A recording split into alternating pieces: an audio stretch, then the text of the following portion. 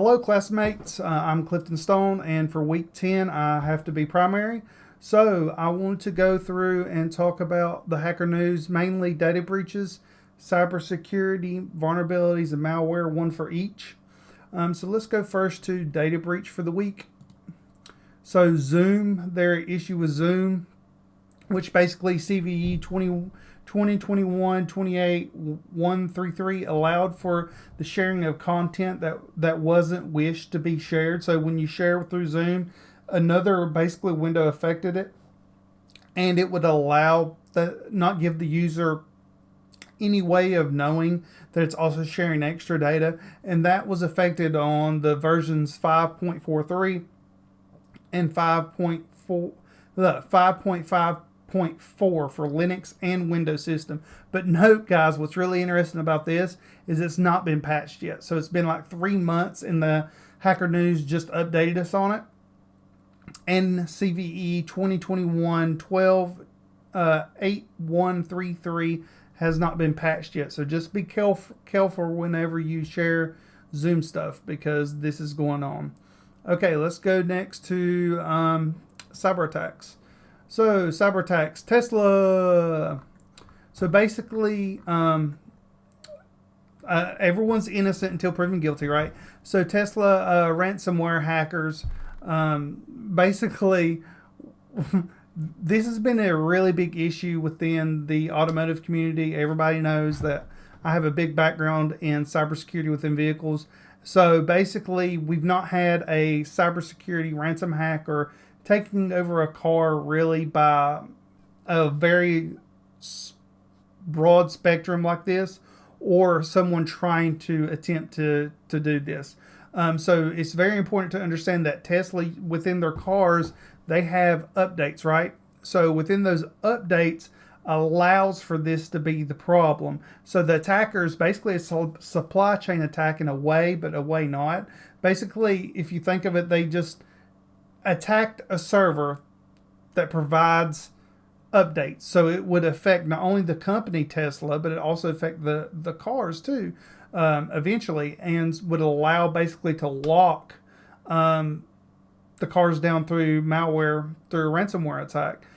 So this is a really big issue, especially in the automotive society of engineers, and us talking about why Linux security module features within automotives is so important, and why it's so important for us to develop better tools now looking forward.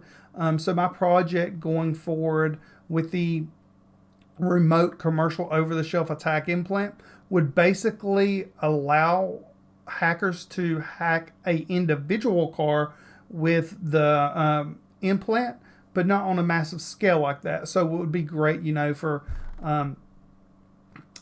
attack if you wanted to test individually. So it's really interesting. But needless to say, they plead guilty. So they said they done it.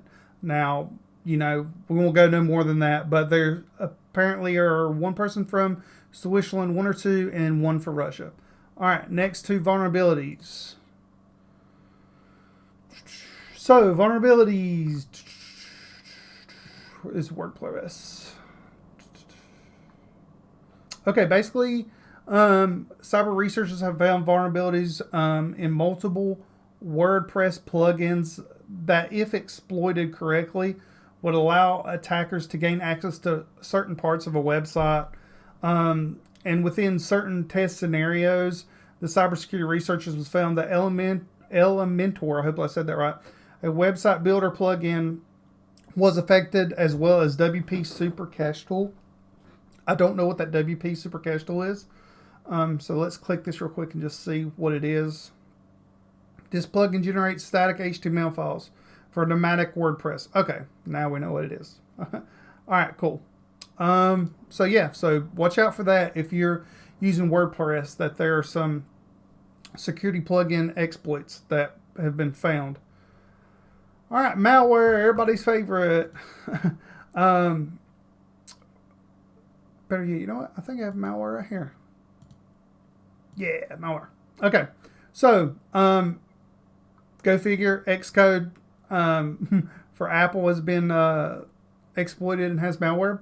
So basically, researchers Thursday disclosed attacks where threat actors could and did use Xcode to compromise the Apple platform as a backdoor.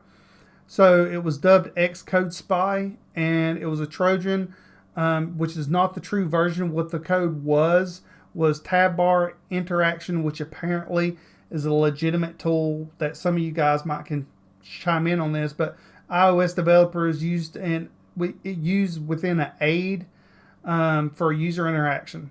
I come from Android, not Apple, so if any of you guys are iOS developers, please shed light on this. This is really interesting.